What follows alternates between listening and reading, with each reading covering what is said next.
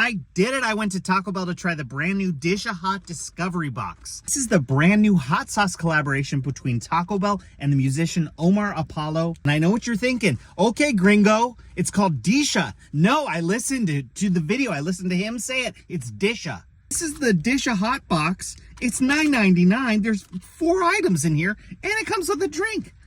What? I mean, one of my favorite all-time items with the Disha Hot Sauce.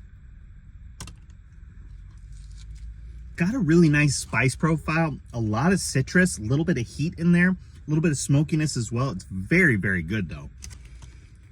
We like it. Ooh. Let's try it real quick with the Doritos Locos.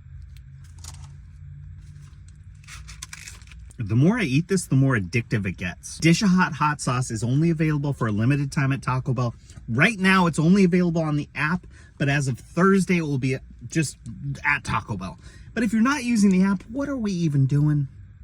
What are we doing? Like, you're missing out on points? Don't you like points? Don't you want to earn fire rewards? Come on, guys. Good job. Good job, guys. Good job on this.